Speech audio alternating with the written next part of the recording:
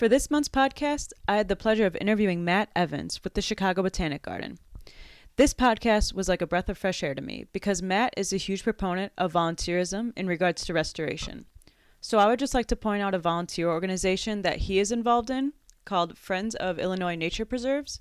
You could find them at www.friendsofillinoisnaturepreserves.org. So you could get involved there too. I learned a lot in this podcast, so let's jump right in.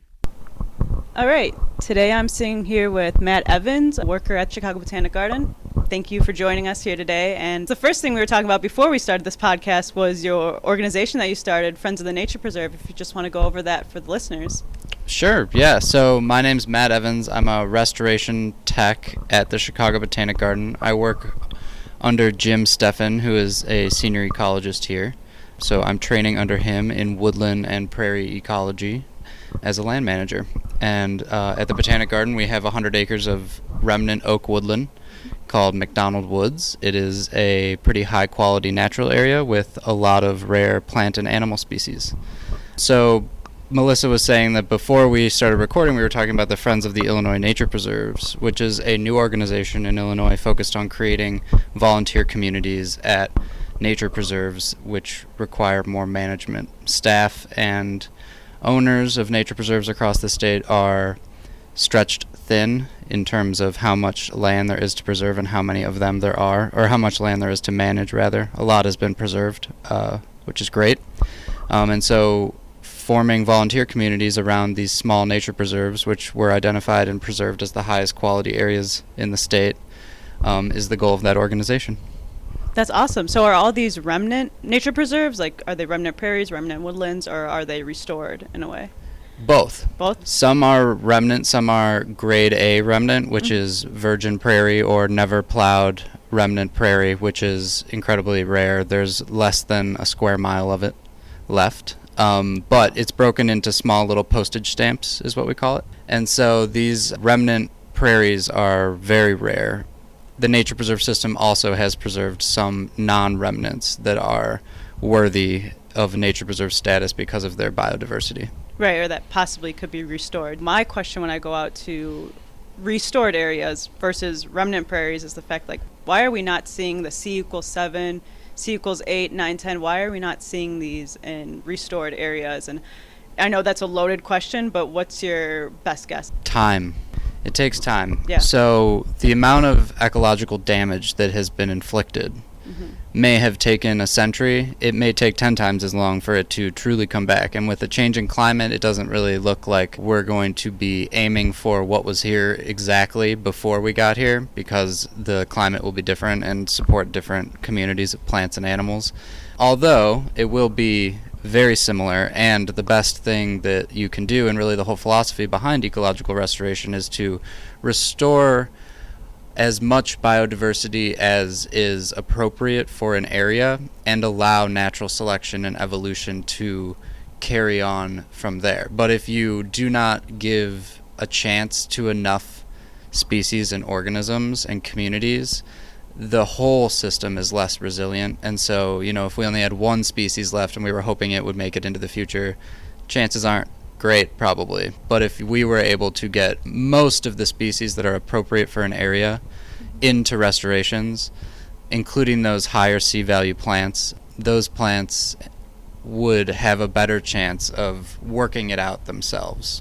And that's the best we can do. And that's where genetic diversity comes into effect too. If you took only two plants that were siblings and put them in, they're going to decline more quickly due to inbreeding then. So we try to get plants from a lot of populations into these restorations so that there's an adequate amount of diversity in species and genetic diversity within each species. So how does that work? How do forest preserves or nature preserves communicate with each other with what seeds they have, and then they try to mix the populations together? Yeah, that's a great question. So in terms of all these preserves getting all the species and the genetic diversity that they're needed for what I was just talking about in resiliency, many of the preserves in Cook County share seeds within the county, and really within the north and south part of the county they're divided a bit so that things aren't getting too far away from where they're naturally adapted. When it comes to a statewide system, it's harder. Native seed nurseries are used a lot to create an adequate amount of seed, and different preserves have different policies as to how far they would allow seed to be brought in from. Some it's 25 miles, some it's 150 miles. So I think there's an adequate amount of experimenting going on with that, and that should help the plants in their future and help inform us about which practices are the best and working most effectively. So they don't want to bring in seed too far away. Does that have to do with the local genotypes and native plants and keeping that local genotype in that area? Yes. So a great example of this is the same species of plant could occur in Minnesota and in Kentucky. Maybe we'll take purple coneflowers, for example. There's a research program here at the Botanic Garden called the Echinacea Project, which heavily studies the reproduction of purple coneflowers in remnant prairies in Minnesota. In Minnesota, the winters are much longer and summers much shorter than in Kentucky. And so the plants are naturally adapted to that. If you were to take plants from either location and switch them, the plant that was from Kentucky growing in Minnesota would start to flower too early, and it would keep flowering too late, or one of those two options. It would be mismatched with the summer months that are more typical of the growing season in Minnesota, and the opposite would be true in Kentucky. A Minnesota flower in Kentucky would bloom very late, would bloom for a very short amount of time, and have a lower chance of reproduction, pollination, and so the point of having seeds added to a restoration that are not from too far away geographically is to make sure that those adaptations to latitude and climate and weather of a certain area. By the lake, the climate is different than out in the western suburbs for Chicago, so sometimes that can be a really nuanced effect. But for the most part, if the environments are relatively similar in terms of soil, if one plant was found in a sandy soil, then it could be potentially taken in those seeds put into another site that has sandy soil too, because that may be the adaptation. And so you would want to make sure that you're considering all these things when creating seed mixes for restorations. Right. Okay, that makes total sense. I'm also wondering, when do you say no to a site? When a site is just so terrible, it's overridden with invasive species and cattail, buckthorn, Phragmites is the worst of it. When do you say no to that? Is that being pessimistic, or is that reasonable to do? Yes. So in conservation, as in almost anything else in the world, there are limited resources, valuable limited resources of time and money, person hours working.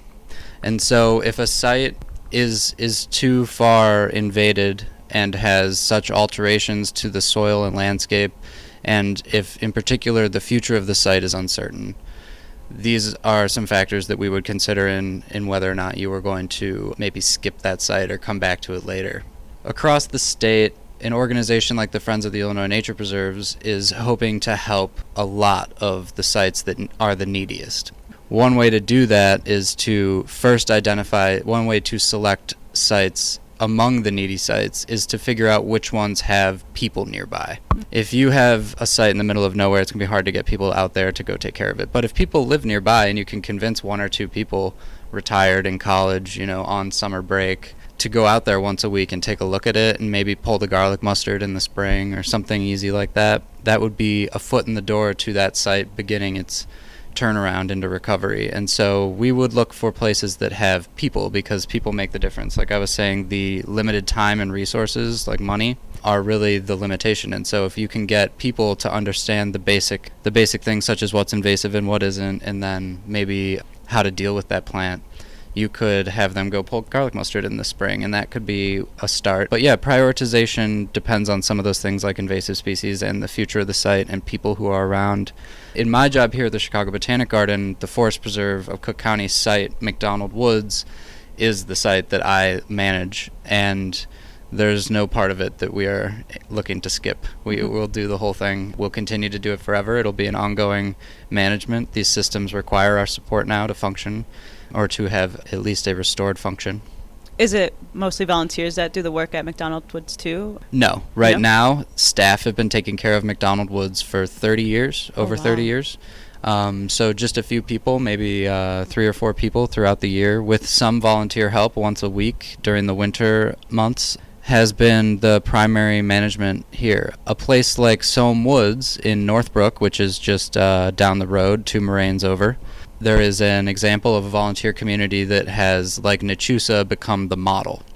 So having multiple volunteer leaders empowered to think creatively and make sure that other volunteers feel welcome and inspired is the volunteer method. And so Soame Woods has 8 or 10 stewards. Each one has about 20 acres of that woods, and they support each other by going to their work days. And in that way, a woods that's much larger than McDonald Woods, about twice the size, volunteers have been able to do a lot of work there. I don't want to say quite as much has been done at McDonald Woods, but a very substantial amount of work, maybe 110 acres of restoration in just under 10 years, maybe Wow. 8 years. Yeah, so they have really come a long way with exploring the model of volunteer leadership and volunteer ecological decision making, with expert guidance from established volunteer stewards and also the staff at the Cook County Forest Preserve. So volunteers can play a huge role. Hopefully at the Botanic Garden here at McDonald Woods, we will be having volunteer work days in the future. During the pandemic times, it's challenging to even talk about setting that up. So hopefully down the road, we'll be able to get people out there. So what cool things are in McDonald Woods? Yeah, so we could talk about some of the cool species that are in McDonald Woods. One of the interesting things about McDonald Woods is that it has a lot of habitat types. So some woodlands are small or large and have just one maybe type of soil, which would, the easiest way to think about it is the soil wet or is it drier? And then there's the medium soils, which we call mesic. Different soil types can occur throughout the same woods, and very often do. But at McDonald Woods, there's a very large spectrum of soil types. And so everything from flatwoods to dry mesic oak savanna is present. There's a moraine or a big hill in McDonald Woods. Along one edge of it, along the eastern edge of it, there's about 40 feet higher than the rest of the hill with a steep slope on the way down. That's the moraine, which the glaciers left behind, at least the edge of it. And all along that slope, there's an entire spectrum of soil types in terms of moisture. And so some of the rare plants that occur there include Carex tuckermanii, which is Tuckerman's sedge. It's a endangered species that has been taking off at McDonald Woods, which is a really happy story. We found a very interesting plant in one of the ephemeral ponds this year called marsh starflower. It's a Calatrichi species. I think there are 2 in our region, and this is a remnant of the old Skokie Marsh, which used to be the largest marsh in Illinois, arguably with the Kankakee Marsh near the borders of Illinois. Prior to European settlement, the marsh was a very biodiverse wetland system, and along its edges, particularly near that 40-foot raise near the moraine, was oak woodland. And at the bottom of that oak woodland, there still is remnants of that marsh, and we found that marsh starflower out there, which was pretty interesting this year. We found a couple of other rare sedges this year, but in terms of plant communities that have really survived here, this is a remnant wood, so the spring show of trilliums, dogtooth violet, yellow wood violet, the bloodroots, miterwort, the whole spring blue cohosh, all of it is here, which is really nice. We're trying to move it around and get it to grow in different parts of the woods as well. And so McDonald Woods has a lot of special plants. There is a pack of coyotes. I know that coyotes can be both solitary and pack animals. And so, just like every other dog, when an ambulance or fire truck goes by McDonald Woods and we're in the middle of it, you can hear the coyotes bark. And coyotes, interestingly, make a lot of noise for just a few of them. Yeah, I volunteer at the Lake in the Hills Fen, and there's also coyotes there, and every time an ambulance goes by, you could hear them howling, and it is the most adorable thing. It's pretty fun. The other week you were at the Lake in the Hills Fen. How does that compare to McDonald Woods? I know they're obviously different, what grows there and the actual ecosystem that's there. You know, one's a fen, one's a woodland. What do you observe? Okay. Yeah, so those two sites are an interesting comparison because they are completely different natural communities. Both have remnant features and both are very high quality sites. Mm-hmm. Lake in the Hills Fen has a combined FQI of 119 or something like that, which is among the highest at any site in our region. And so I'm not sure what the average FQI or accumulated is for McDonald Woods, but both sites have a lot of remnant features. One big difference you'll see is that at Lake in the Hills Fen, there's not a single tree. There are some thickets of willow, maybe as tall as a person or a little bit taller. At McDonald Woods, it is obviously all trees. The management at both sites is pretty different as well. At McDonald Woods, we are cutting some trees out. At Lake in the Hills Fen, they will not let any trees grow, and the fires are a management technique designed to inhibit tree growth, because the Lake in the Hills Fen is an example of a landscape that used to be widespread throughout Illinois. Treeless landscapes. The first settlers of this region, European settlers, described oceans of prairie, just horizon to horizon without a tree, islands of groves of oaks within oceans of prairie. And so Lake in the Hills Fen is one of the only places that I know of where you can stand in the middle of it and not see anything but prairie from horizon to horizon, which is very nice. It's not because from horizon to horizon at that spot, it's because of the topography. You can go down into a somewhat of a bowl. Lake in the Hills Fen has a great fall show of gentians and all the fen flora, which is very rare now, mostly has declined due to mining of the gravel hills, which fens are generated by. And so, yeah, Lake in the Hills Fen and McDonald Woods are among two of the highest quality natural areas that are about as opposite as you can get from one another. It's pretty cool. Were you able to see the hybrid gentian? Yes. Yes. I always wind up finding some hybrid gentians. I think they're pretty common these days in our restorations. On the east side, you were able to find them too? I found one on the east side, okay, yeah. Wow, It was only one, yeah. So, just yeah. one? We've found a couple on the west side, and I think they're going to go ahead and collect seed for that at the conservation district there. So that's hopeful. That's awesome. Yeah. So what are some things you do throughout the year? So throughout the year, what's really nice about ecological restoration work is that there are different activities for every season. By far the longest activity that we do is tree thinning. This occurs from about October, when we're talking now, to it can be as late as April if we have a cold spring with the ground frozen. So we take advantage of thinning the overgrown trees throughout the winter because the ground is frozen, and when you drop a tree you do significantly less damage, and when you haul a tree around your feet aren't sinking into the mud so far, and all of that, and we burn the tree. And so we thin trees, and the reason that we do that in the winter is because our region used to be very open woods or no trees at all. And there were a few places where trees would have been thick along the rivers, but truly Illinois would have burned every few years. The Native Americans burned it in order to keep it as pasture land for deer hunting and other wild game that they ate. And so the landscape is overgrown with trees. It's not that we hate trees. We don't take down trees because we dislike them. The trees are shading out the native understory flora, and it's an unhealthy amount of trees. And so we're restoring health to the woods in terms of shade throughout the winter. And then in the spring,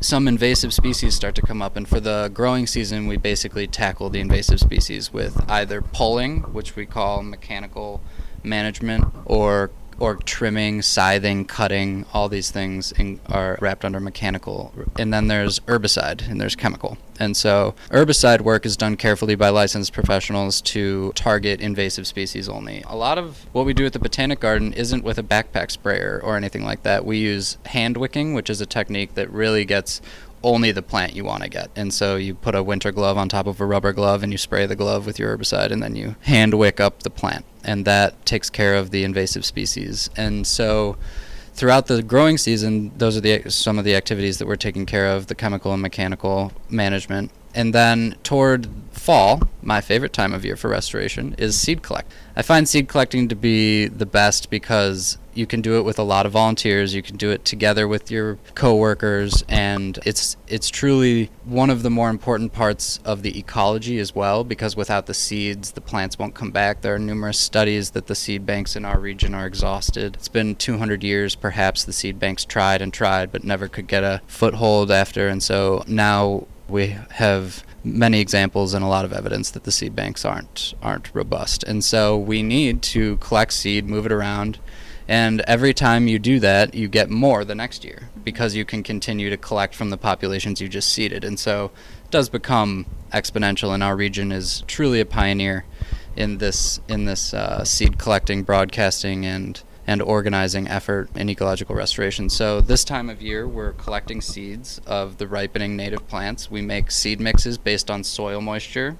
Some plants like to grow in the water. We say they like their feet wet. And then there are other plants that like to grow dry and can't handle the water, so they get put into different seed mixes. There's another filter through the seed mix, which is light level, and so if it's completely open, that's a different plant community than completely shaded. And so we have these seed mixes based on those characteristics of the plant community. And one of my favorite stories that I'd like to tell just really fast about seed picking is we had this volunteer who she'd be happy for me to be telling this story. Her name is Eriko Kojima at Soam Woods, and when she started volunteering, it was seed picking season, and so she was picking seeds. And then throughout the year, after winter went by, they did brush cutting and tree thinning, and then the growing season came, and one of the volunteer leaders would tell her, "Oh, don't you remember picking that seed?"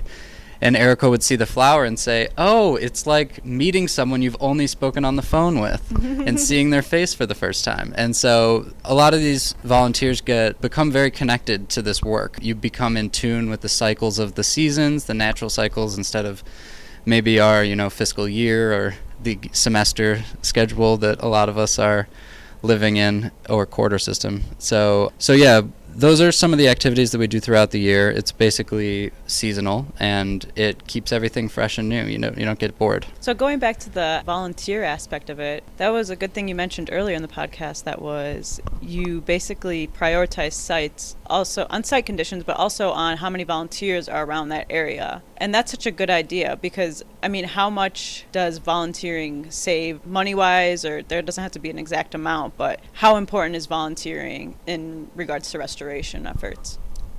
Very important. It's a great topic. I'm glad we're talking about it because I think the future will depend on it. Staff and landowners of preserves across the country, across the state, across the world have more than they can handle. There's not a lot of money.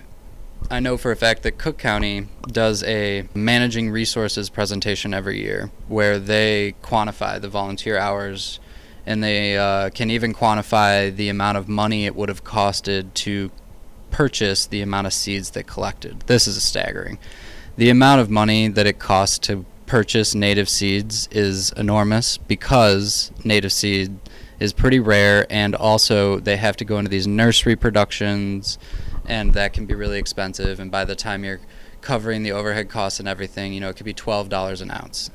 And so for some seeds, some seeds are wildly different sizes than others, and so that can become really expensive. And so these volunteers provide that for free to a landowner, like Cook County Forest Preserves or the state DNR. So volunteers can save a lot of money. That's one thing. But the other thing is, and the lasting impact that volunteers provide is community. When people become closer to nature and their natural areas near where they live, most of the time people stick around with that.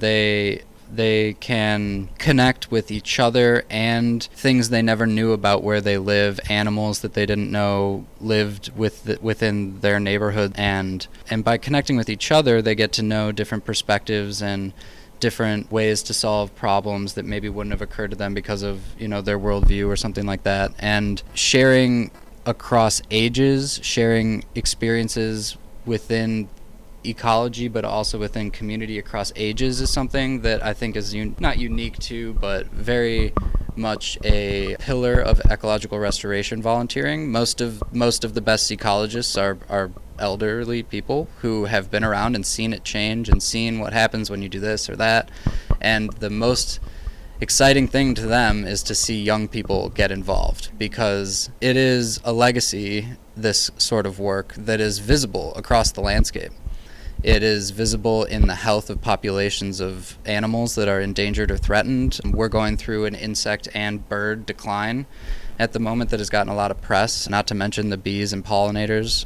The work that these volunteer communities are doing has such a large impact on many organisms and also communities throughout our area. And so volunteering, although this is a long and rambling answer, is the answer to our problems in terms of environmental degradation and restoring health to the environment, which can provide healthier, cheaper food, and also can provide, safer places to live with fewer natural disasters and flooding. all of these things are wrapped into volunteering for ecological restoration. I know it's a big leap, but it truly can be connected in a way that provides a more positive picture for the future than we're looking at right now or have been. It depends on, I guess, who's looking at it. But right now, I think if there were more volunteers in restoration, the future would probably look a little brighter in terms of environmental problems.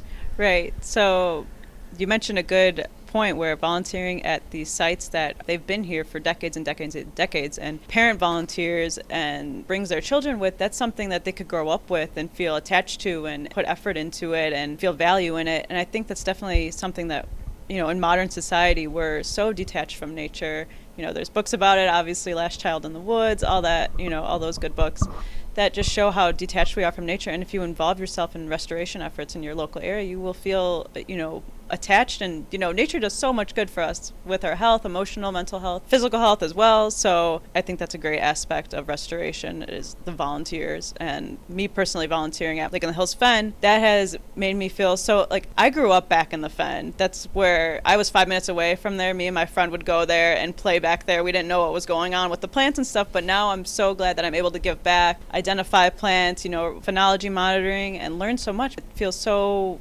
rewarding to go back there and do something else for it. Are you optimistic about the future of restoration and the environment in general? Yeah, I think that as a biologist and an ecologist, the environment will make a lot of our tough decisions for us. But as long as we understand that we have a decent understanding of the environment to the point where we can make smart decisions, it's whether or not we're going to. And the reason that I really am a champion of volunteerism so much is because I think that it is akin to voting down the ballot. When you are at the poll booth and you're electing everything from the office of the president to your local alderman, your biggest impact is at your alderman level. And so for the environment, I feel like it's the same. I see so many volunteers out there making a huge difference. You might not think you're making a big difference as a volunteer if you're listening to this, but you are. And the volunteering makes that local difference. It makes the most difference to the place that matters the most to you,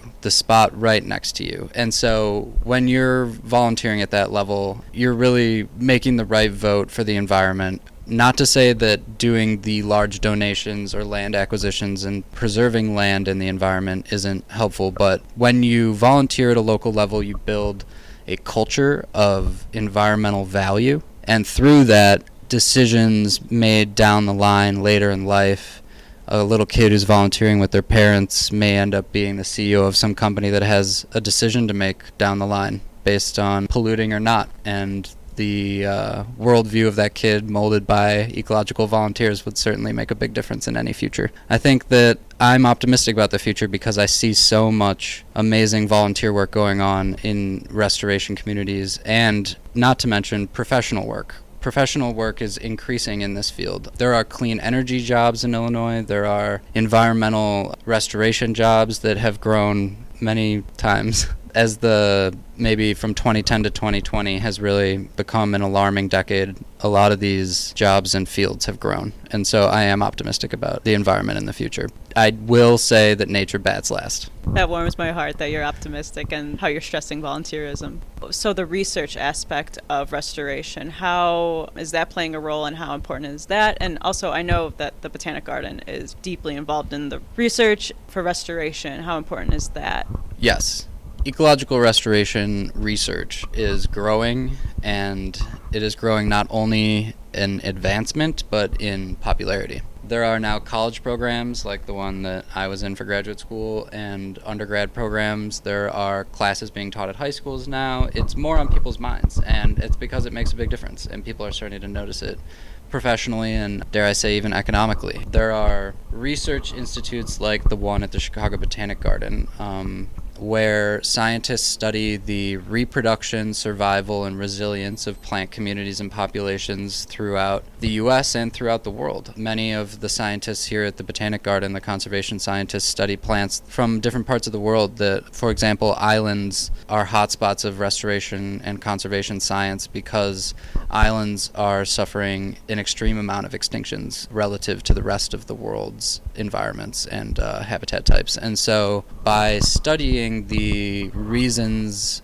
for decline and the practices that result in increasing populations and resilience and survivorship of these species is critical for the future of each of these species. So we study the effects of reinstating natural disturbances such as fire. So in the oak woods, fire would have been an event that occurred every few years, keeping tree growth down and stimulating the growth of herbaceous plants in the understory by putting nutrients back in the soil and warming the soil earlier in the year due to the absorption of solar radiation from the black surface of the burned soil. And that the impact of burning can be measured through plant surveys, where we go out and we survey the different plants that are growing in the same transect or same general area over the course of decades, and you can see the transformation with fire and thinning, with the reintroduction of fire and thinning in this example in the oak woods, such as at McDonald Woods here at the Chicago Botanic Garden. That research has really been critical to a regional understanding of how to reestablish native plant communities that support the native biodiversity here. And so for a long time, fire and thinning was banned in this area. It was complicated here in Cook County because the population of people is so high that when many trees were being cut down due to their overgrowth and subsequent shading out of the native flora, many people had issues with the amount of cutting that was going on. And so a moratorium was instated for over a decade. After the moratorium, well, I should say the reason that the moratorium ended is because of a lot of the reason is because of the scientific demonstration of the effects of ecological restoration on native plant communities. Many of the critics said, why not just let nature take its course? But if you do that, invasive species will conquer the world, and we will have very limited biodiversity and a chance for a resilient future in terms of the environment. So it's important to take care of the places that are everywhere, really, but places that are close to you because you live there, and it's best if everybody is doing their part where they live. But important to also have the research, those who are trained in the research, maybe genetic scientists or geneticists, and genomicists, a few of which work here at the Botanic Garden. That kind of specialty is needed across the world, and so having some more international projects with that kind of focus is important as well. But yeah, I'd say that the research side of conservation and ecological restoration is incredibly important in informing the future, and also on recognizing some of the things about the past that have led us to where we are today. Okay. You said something in there that was an economic benefit of restoration. So if you're an alderman, say you're trying to make a decision or about the community you oversee, what's the economic benefit, if you could name some examples of restoration? Because I feel like a lot of people don't understand the economic benefit. Sure. And this is an entire field of study that I am not caught up on. I think that it is an incredibly important side of this, that most people in the world, at least in power positions, understand dollar signs better than air quality and water quality. So yeah, one of the benefits of ecological restoration in our region is water quality. Illinois, and especially Northeast Illinois, has so many impaired waterways that the freshwater mussel populations and other freshwater invertebrates have become dangerously low. The service that those filter feeders provide is the base of a food system. Some might call them a keystone species. These are species that help to support the health of our waterways. Ultimately, our waterways are a network that run through everything and down to the Mississippi River if you're talking about Northeast Illinois. And so by restoring habitat, reestablishing native vegetation is the first part to that, and hydrology that's healthy, you can avoid flooding. There are advantages of ecological restoration in terms of controlling floodwater. There's water quality, which in terms of a city like Chicago with the lead pipe issue, we have to do everything that we can for water quality. And so the economic impact of reestablishing native vegetation on pollinators will probably be the one that's the biggest throughout our larger food industry and agricultural industry that the Midwest is so well known for. Dangerous levels of pollinator decline will result in food system breakdown a little bit. I think that currently we do produce more than enough food and could work on wasting less. The environment takes a turn for the worse in terms of pollinators and native plants. I think that we may not be able to produce as much food as we need to anymore, and so if we were to cover the world in only corn and soybeans, we would run out of pollinators. And so having a healthy balance between pollinators that rely on certain plant species to reproduce. For example, there are moths and flies that have to overwinter within the leaf of one species of native plant. And so if that plant is not around, that pollinator is not around. Yes, flies and moths both are pollinators. And so when we are so unbalanced in our agriculture to natural area ratio, we start to see declines in pollinators. That's the first decline. And so after that, we'll start to see declines in the native birds because they eat a lot of the pollinators. We call these trophic cascades when one trophic level or one level of the food web impacts the other to such a great extent that you get a cascading effect down the whole system. And so ecological restoration, I may not have done the best job answering this about economics, but if we were to get rid of all the natural area or let it all go to invasive species, we would lose all of the native fauna, all of the native animals. Yeah, the effects could be really deleterious to us, health-wise, economically, and nature would suffer. And I don't want to see that happen. So Matt has brought a hands-on example of what he's currently doing right now in this time of season for restoration, which is seed collecting. Can you describe here what we got? Yeah. So, this time of year, we collect seeds and we store them in a room at the Botanic Garden Science Center until we are ready to clean the seeds. And so on the rainy days, pretty much just the rainy days, we clean these seeds, which means processing them through a sieve or a type of mesh or grate to separate the seed from the stems and leaves and chaff is what we call all that stuff that's not seed. And so basically what I have here is a concrete mixing tub. It's a black rectangular tub that then has a wooden frame with a chicken wire, like 1/4 inch small chicken wire mesh in it that is metal. And so what you do is you pour out the seeds of a native species, which you collected in the woods and or in the natural area. And so sometimes you collect just the seed, and sometimes you collect a whole lot of stuff, like the stem and the seed and all that, because it's easier, it's more efficient, and I can just push it through the grate later and ultimately get more seed.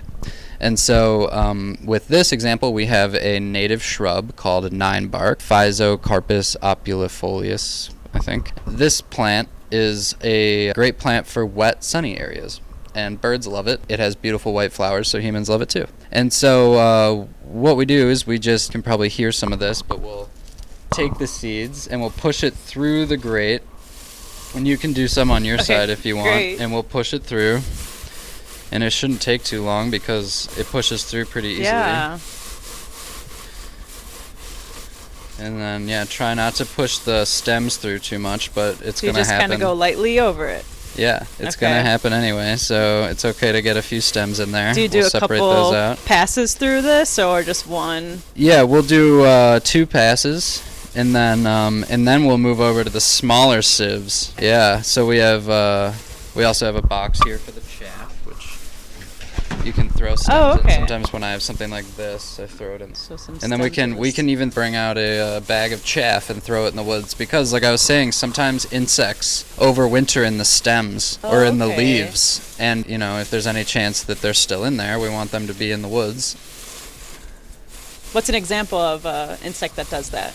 Yeah, so there's a skipper called the broadwing skipper, and it overwinters only in a sedge called lake sedge, Carex lacustris. In fact, broadwing skippers are so specialized that they won't, even once they emerge as a skipper, which is like a little butterfly, moth cross kinda, they won't fly through the sun, or through the shade, sorry. So Carex lacustris is a sun-loving sedge. Wet-loving sedge, and so if broadwing skippers are born in one colony of lake sedge, if there's shade between them and the next colony of lake sedge, they won't make the jump. They overwinter in the leaves of lake sedge, Another great example is the tiger swallowtail. Tiger swallowtail caterpillars, so that's our biggest butterfly. The caterpillar of that butterfly has to have a plant called prickly ash, Xanthoxylum americanum, which is a fun name. And so the caterpillar eats the leaves of Xanthoxylum, and then it emerges as a butterfly. And if you ever see tiger swallowtails, you know that there are some prickly ash populations, at least somewhere near you, although they can fly very far. So, how good are you at sedge identification? Sedge identification, I am pretty good at. I will not say I'm up in the upper ranks of people in our region, but I have put 3 or 4 good years into it so far. I have like I said, a lot of ecologists of the highest caliber in our region are very old. So we're getting there. Yeah, they're so good at teaching and passing on that knowledge, so I'm sure you've got a lot of that. I am bad at sedge identification, so I was just wondering how good you are, because it's kind of really hard. It's a different vocabulary on top of the different vocabulary botany already is anyway. Right. So yeah, it's sedge identification is tough. People get really into it. Sedge heads. Sedge heads, that's what they're called? That's what they're called, yeah. Oh, that's awesome. So here, I think we've put a lot of this through here. So seeds, there's a lot of research about seed storage, which we conduct here at the Botanic Garden. A couple master students have recently done projects on this. So the best way to store seeds is dry and cold. About refrigerator temperature, dry. As soon as you add water to that cold, I'm talking moist soil, not like literal just water. As soon as you add moisture to this storage, the seeds start their stratification process. Most seeds. Some seeds can be stratified dry. Grass seeds, for example. The native grasses like bottlebrush and silky rye, they'll just stratify just cold. But for most seeds, including this 9-bark, they require about 90 to 120 days of cold, wet soil, a situation like they would be experiencing out in nature. We store these seeds until, there are 2 ways to do it. The bang for your buck way is to make a big seed mix in the fall, and after you do a fall burn and a day before it's going to snow, you have bare burned ground, black, and you can see all the bumps and ridges. You can see where it's low and wet and where it's high and dry, and you go and you spread your seed mixes in those different areas, and then the snow caps it. And so you try to find a day where you have had your fall burn and it's about to snow, and then you go out and you put all your seed out in mixes where you put less out in a certain place than you think you would, but still a pretty good amount. And then if you do that, more will go a longer way. And then when the snow caps it, it sort of plants it as it melts. So that's nature basically doing your refrigerating work for you. That's right. And so if you're trying to propagate some of the plants that don't come up from seed mix, this is a thing. People think that, just because you plant the seed, like the plants are going to grow. No. There are viburnums that are double dormant. There are conservative lilies that just don't grow. There are orchids that need 10 years of fungal association underground before they can even put up a leaf. There are complicated life cycles in plants, and in many of them, we don't get them coming up from our seed mix. And so what we'll do is we'll study the effects of different stratification techniques. We will take 90 days in the refrigerator in moist soil versus 150 days and see which one had a higher germination rate. Usually longer is better. Usually. And so there are other seeds that require, like berries. Many berries have to go through the gut of a bird in order to germinate. So acidic condition requirements. There are we call scarification, where you sandpaper and you sand a little bit off of the seed coat in order to break the seed coat and allow water to get in. We call that water imbibing the seed. And so the seeds of the plants that don't come up from the seed mix, we experiment with their seeds to see how they germinate best, and then we grow them based on those techniques, and we put them out in the woods as what we call plugs, or we plant them. That's also a complicated process, because for anyone who's about to go put plugs in the woods, don't be surprised if the chipmunks and raccoons rip up every one of them. And they won't even eat them, they just know that you put them there. So they go and they tear them up. Like, we don't like it here. Yeah, this was the wrong spot. I don't know what they were thinking. Yeah. Well, thank you so much for this demonstration of seed collecting, and thank you so much for this interview. Yeah. Hopefully we could do it again one day. Let's do it. Thank you so much.